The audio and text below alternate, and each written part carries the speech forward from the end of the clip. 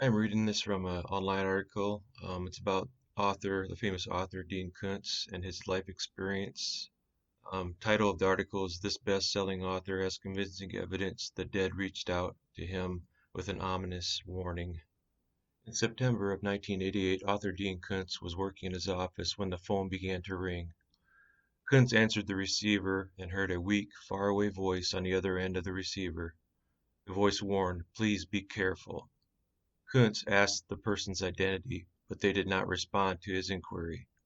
Instead, they repeated their warning 3 additional times before the line went silent. Koontz was in shock. The voice sounded like his mother, except his mother had been dead for nearly 20 years. Koontz's phone number was an unlisted number. Unlisted numbers or private numbers are telephone numbers which are intentionally not listed in the phone books. If you have a private number, you usually do not have to worry about getting calls from telemarketers, prank calls, or being contacted by people you do not know.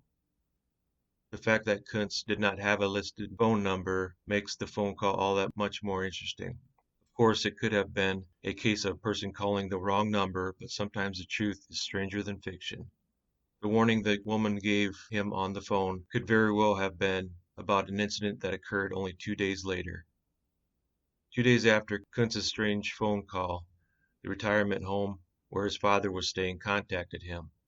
His father, Ray, would often cause problems at the facility, but the problems were escalating, and he became violent, punching another resident.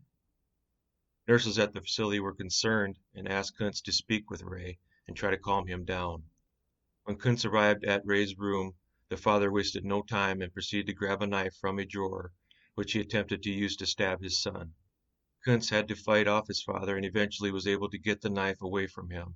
Police arrived and they took Ray to a psychiatric facility, which everyone felt was the best place for him. It took Koontz a long time to talk about what he justifiably feels was a fateful phone call. Once he felt comfortable sharing his story, he did what he does best and wrote about it in a book titled Beautiful Death: The Art of Cemetery. This was written by photographer David Robinson.